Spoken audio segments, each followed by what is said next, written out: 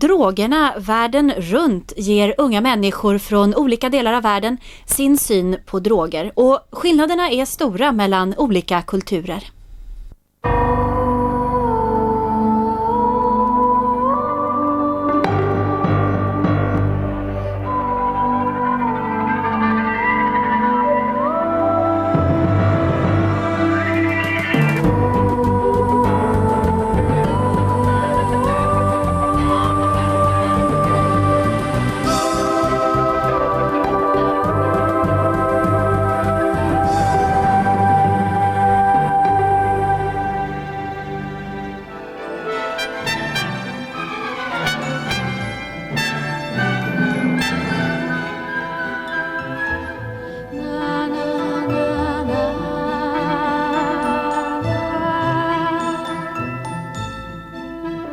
Vi rusar mot framtiden.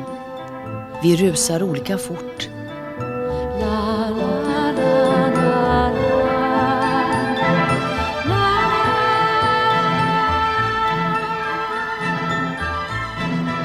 Vi söker lycka. Vi tänder ljus. Till glädje för många. Men inte för alla.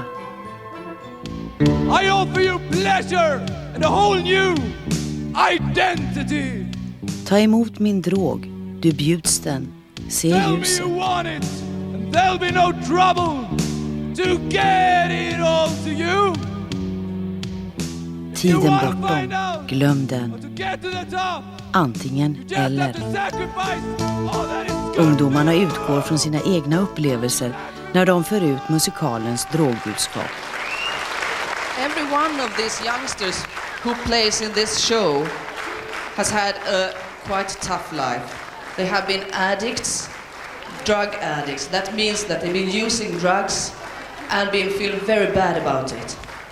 But they had a chance to come to one of our treatment centers to start a new life with good friendship and people who cared about them and didn't let them use drugs anymore.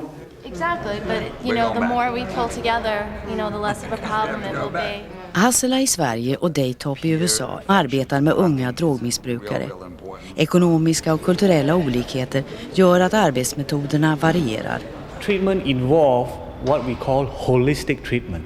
And holistic treatment use religion, use spirituality as just a part of the whole. We have to deal with the person's behavior. We have to deal with the person's emotional, psychological area. We have to deal with the person's mental capacity. We have to deal with the person physically. We have to deal with the person vocationally. I was walking out of the hotel down the street the night that Olof Palme was killed across the street. Under sitt besök i FN för en tid sedan fick den svenska socialministern Margot Wallström träffa ledaren för Daytop. Här berättar han om sina erfarenheter från arbetet med att rehabilitera unga missbrukare i USA och andra delar av världen. I think mostly because of drugs, Swedish society changed.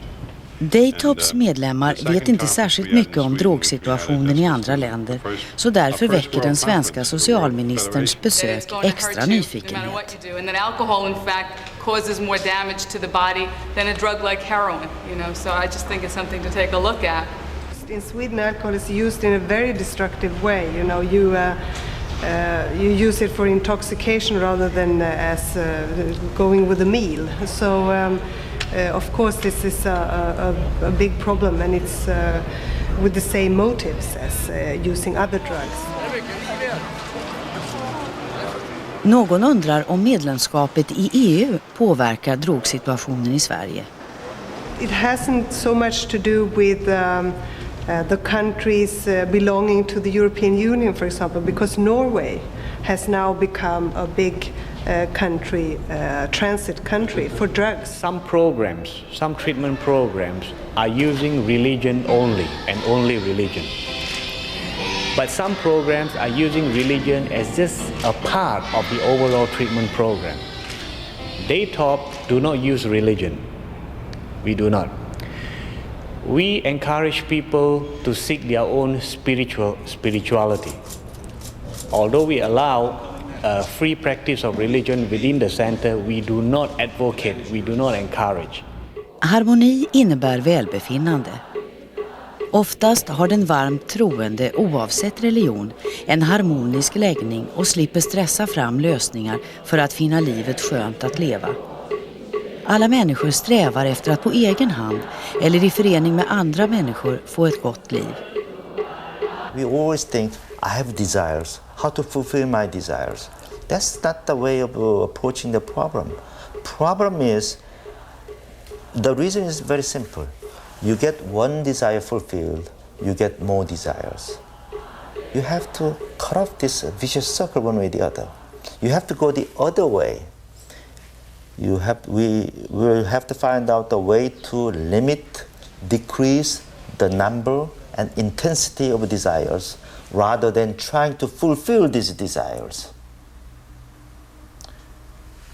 We have to find the reasons without giving an artificial solutions, such as drugs. I den thailändska staden Chiang Mai har några studenter just klarat ett examensprov. Man festar, men alkoholförbrukningen är måttlig. Som andra asiater är man noga med att skilja på alkohol och droger. Men studiepressen är hård och en del studenter experimenterar med droger för att försöka klara de krävande studierna. I have been used to marijuana for 4 years. 4 years and then I quit because it's not good. Destroy brain and make me sometimes forgot something that I did.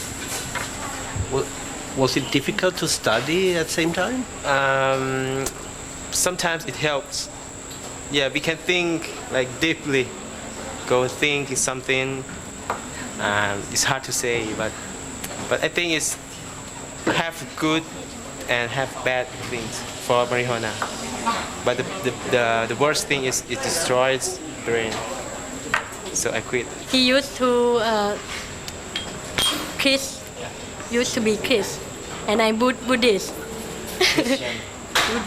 And now I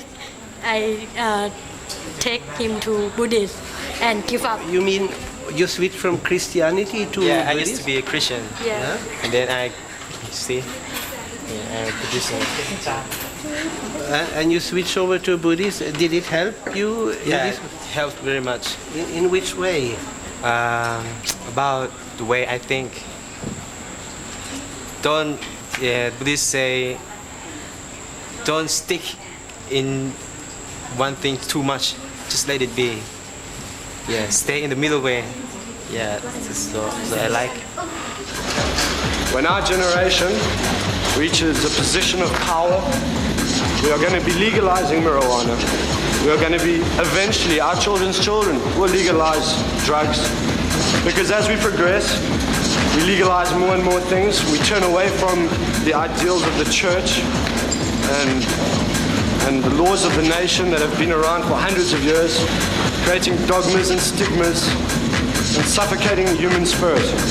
And as we progress into the future, these dogmas are falling away, and people are learning to express themselves and go forward, experimenting, trying new things, being themselves. And it's okay to be yourself. It's okay to be different. It's okay to be free. Nothing could beat it. I mean, drop a hit of acid and go to Studio One in New York and party all night long. That was what life was all about. At least that was the way my culture was raised. So that's essentially what I did. I went over to America and I bopped and bopped and bopped, and there wasn't any drug I don't think I haven't tried, especially in the late 70s, mid 80s. I haven't tried any of the newest stuff because I'm now sober, so drugs don't really interest me anymore from that perspective. You'd come to a person's home and I have a crystal ashtray that's a water-fed ashtray, and the whole thing would literally be piled with about $4,000 or $5,000 worth of cocaine in it. And people would come in, hi, how you doing, blah, blah, blah, blah, blah, do a couple of lines, and then they would go get a cocktail, have a cigarette, or whatever the routine was called for the day. So from that perspective, as a 22, 23-year-old person, I was like, wow, this is amazing, I'm really cool, I'm part of the beautiful people, man. Staying away from drugs is more than just saying no. Staying away from drugs is a lifestyle.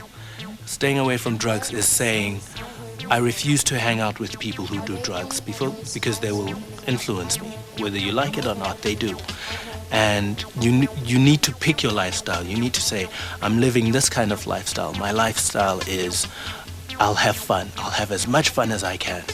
But I won't sacrifice, I won't compromise my health, I won't compromise my lifestyle, basically. And that's, I think, the most powerful way to avoid drugs. Ibland bär allting uppåt i livet. Det är fart, man är fri. Man söker äventyr och skönhet.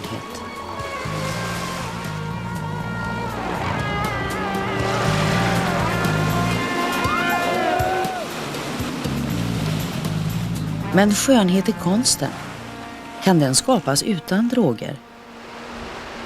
Mais normalement, je connais très peu d'artistes qui utilisent le drogue. L'alcool, oui, mais le drogue, rarement. Et comme on a vu tout à l'heure, cette sculpture magnifique de Picasso, cet homme avec autant on peut dire, imagination, il n'a jamais utilisé le drogue. Il a fumé beaucoup, mais par exemple, il a bu très peu. Bengt Olsson bor i Paris och är en svensk konstnär som fransmännen tagit till sina hjärtan. Många av hans målningar har inspirerats av nordisk natur. Est-ce que je suis normalement large comme ça, comme esprit? J'ai remarqué, avec un petit peu d'alcool, s'agrandir vers une force, une drame un petit peu plus nerveux à droite. Hein? Mais en même temps, j'ai éliminé une partie à gauche. Ça veut dire j'ai poussé vers le droite, mais en même temps à diminuer. Ça veut dire la bonne partie de finesse, de fraîcheur ou de sensibilité humaine est plutôt coupée. Au contraire, je suis plus fort, plus... pas affreux, je ne peux pas dire ça, mais quand même plus agressif. C'est pour ça que je demande de temps en temps, quand j'ai écouté la musique de rock ou des choses comme ça, quand on sait, c'est autant de musiciens comme utilisé quand même le drogue, c'est connu ça.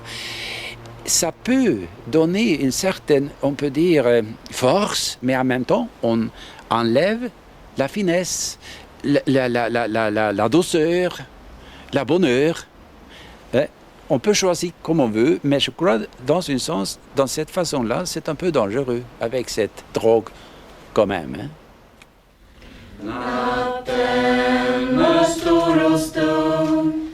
Lucia-morgon. Fram till våra dagar en rofylld skönhetsupplevelse då husets döttrar serverade sina föräldrar kaffe på säng.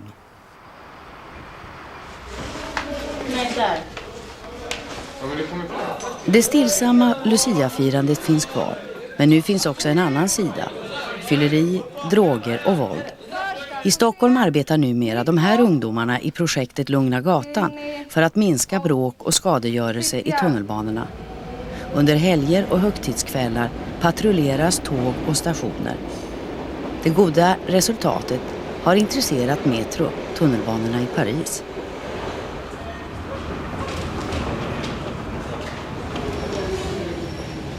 Patrullerna har inga polisiära uppgifter.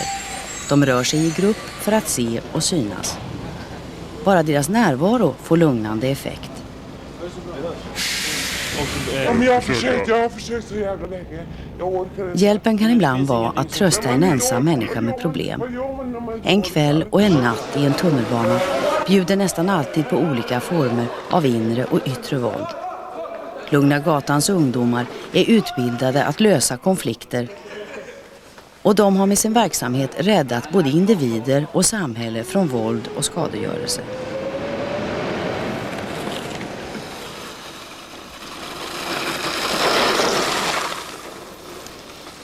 Här är Kari. Han förlorade sina ben i en ungdomsfylla. Vad hände egentligen? Ja, jag blev påkörd av ett tåg 1987 då.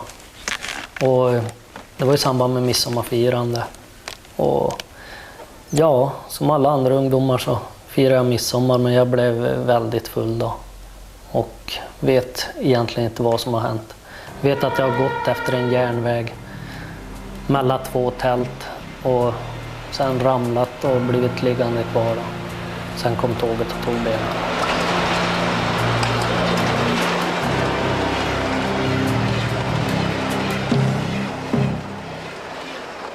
Man är ju inte ute på krogen och så lika mycket som man var förut, men det är ju rätt så naturligt. Det spelar ingen roll om jag är utan ben eller om jag är med ben, så tror jag att jag hade lugnat ner mig när jag fått familj och så här som jag har idag. Då, så att, men jag tar ju fortfarande ett par öl och tycker det är jättegott.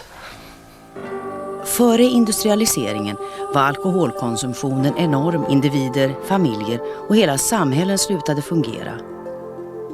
Problemen fick politiker att agera och ur kaoset reste sig folkrörelser för att förändra situationen.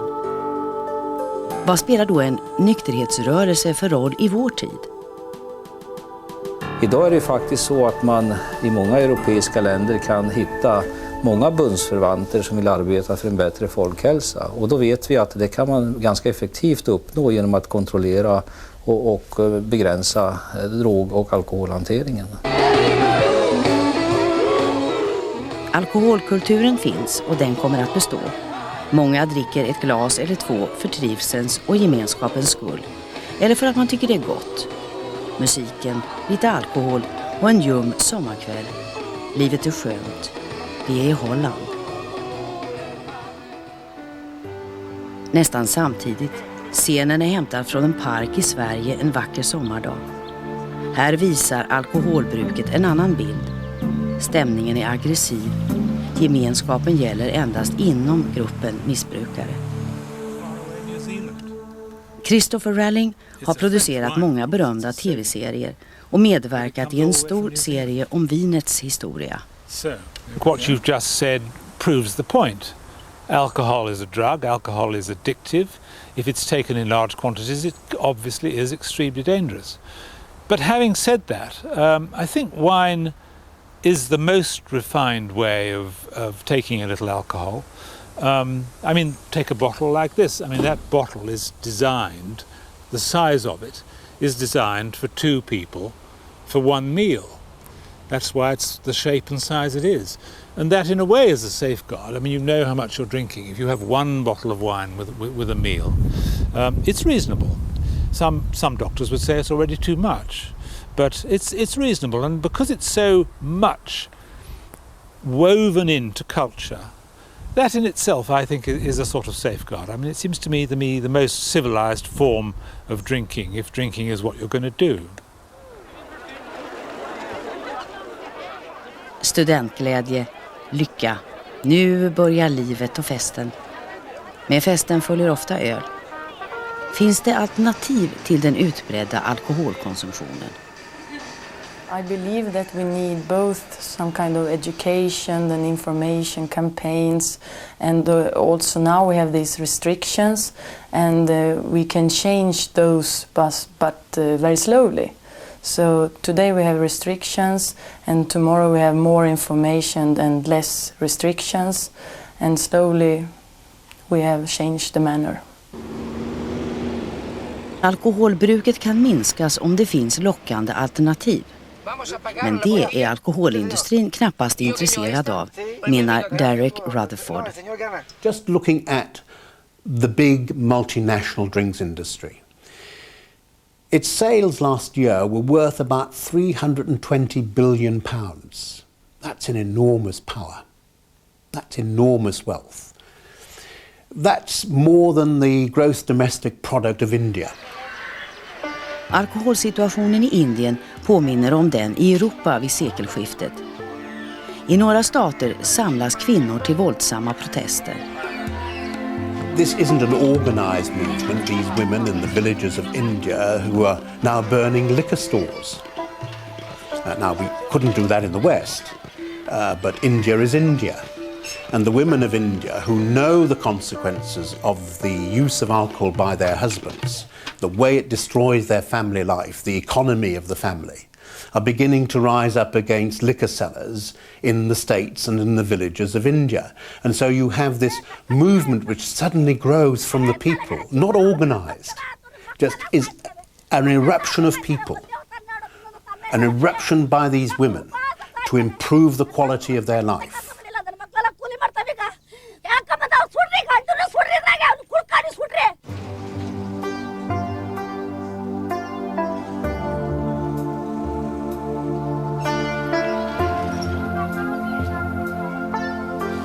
Kvinnornas revolution har gått snabbt. Alkoholförsäljningen har stoppats. Nu pågår nästa steg, att studera och förbättra jordbrukskunskaperna.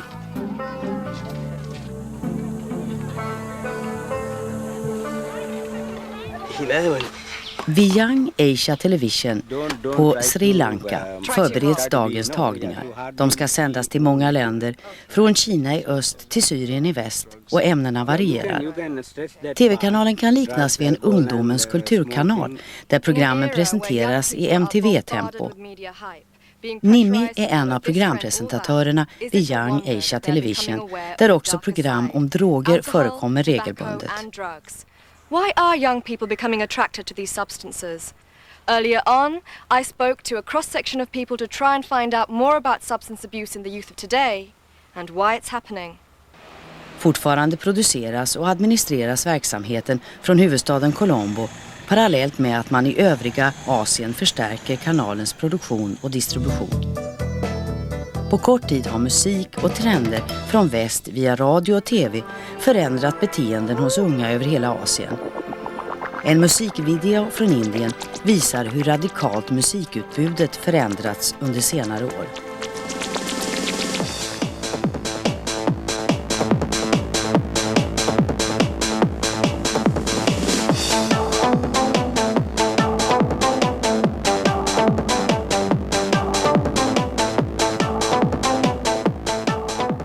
The Asians never got an opportunity to express themselves. It was always or mostly Western ideas brought in by Western reporters who never actually understood the Asian concept. We also have another music video. Musik och allvar med asiatiska förtecken är vad som gäller. Ungdomar från olika länder medverkar i programutformningen eftersom kulturerna i Asien är olika från land till land. Det första programmet om droger har redan fått många efterföljare. Hur upplever Nimmi drogattityderna i sin del av världen? When I go out, in the evenings, young people get together a lot here, and alcohol is something that is always around. And I see 15-year-old girls drinking amazing amounts of alcohol and, yes, wandering around aimlessly in parties, etc. And it's quite sad because there is more to it, more to having a good time than that. And that was what was also being expressed by everybody, that to have fun, you don't need to get drunk, you don't need to take drugs. But it's in a sense being conditioned through generations especially. And even though there's advertisements saying don't drink, don't smoke, etc. because it's bad for you, you can get lung cancer, or don't take marijuana because it's bad for your memory, etc. People still do it. Young people are still doing it. Everything seems to be a pressure. I know when I was growing up, I found it difficult because I was in England and it was a cultural shock for me. My being at home was different from being at school because I was brought up as a Sri Lankan. And that in itself was a pressure, but I think now through movies and through what the celebrities are doing, if it's okay for them to live together, then it's okay for everyone to live together. It's that kind of ideal that's being put across. So with those kind of statements there, I think young people are becoming confused and they're told not to do this and they can do that. So what are they to do? These outlets are there to smoke or to take alcohol. And in some countries it is illegal, but in Sri Lanka, young people can go and buy alcohol even if they're underage.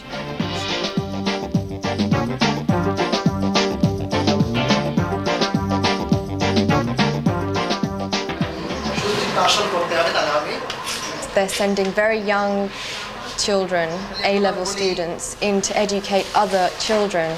And these young people haven't had any experience in, say, alcohol or tobacco or drug abuse, and to send them in and tell them not to tell other people not to do it, people aren't going to believe them. And whereas where I was brought up, people came in who had gone through a lot and told us not to do it because this is what's happened to me, and it scares you and it makes you realize you shouldn't do it, which I think is a better way of tackling the subject. När man berättar om drogproblem som man själv upplevt, ja, då lyssnar också andra ungdomar. Hassela-ungdomarnas turnéer till skolor i Sverige och andra länder visar sig vara ett effektivt sätt att upplysa om droger. Deras meddelande är klart. Använd aldrig droger.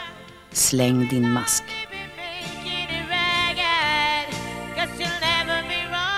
Våra hjärnor har knappast förändrats under de senaste årtusendena. Men vår omgivning har förändrats. Tempot är högt, kraven ökar och drogproducenterna finner allt fler droger att erbjuda. And the reason that people take ecstasy in the West and users of ecstasy were saying that it was to get away from the reality of life. They wanted to escape because they didn't want to live what they were living anymore. They wanted to be in this kind of euphoric kind of lifestyle that they were feeling. And I really can't think about this country because I'm not sure to what extent that the situation of drugs has gone to from the urban to the rural, but this is a paradise here, and to want to take drugs to get away from that paradise, why? Även i ett paradis kan det finnas ett helvete. Sedan länge pågår ett inbördeskrig på Sri Lanka. Tamilerna i norr önskar en egen stat och våldshandlingarna har pågått länge. 10-tusentals människor har dödats. Många lever på flykt. I orostider ökar drogbruket och det är knappast någon individ eller myndighet som orkar ägna tid och kraft åt drogproblem när det råder inbördeskrig. Här är det svårt att finna ett alternativ till drogerna. I fattiga länder liknar drogproblemen en krigssituation. Överlevnadsproblemen överskuggar allt. Gränsen mellan att leva och överleva suddas ut med drogers hjälp. Den enda lösningen på problemet, ett bättre samhälle att leva i. De flesta av oss människor lever inte i krig och inte heller i yttersta fattigdom. Ändå är det många som inte står ut med sin verklighet utan försöker fly ifrån den med hjälp av droger. If the individual has the mental capacity to say, I am a respectful one, I respect myself, I am worth this much, I am worth this much because I can help my fellow men, I am not dependent on them, then he has a very good chance of fighting drugs when it comes to his turn to fight drugs. We say it goes back to the attitude, it goes back to the frame of mind of the individual.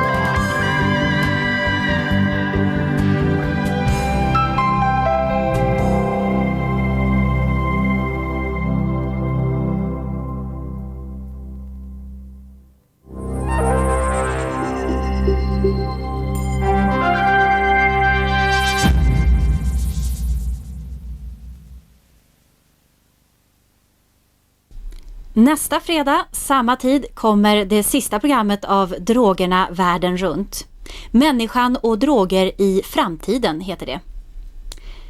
Det finns ett kursmaterial till den här serien och det ser ut så här.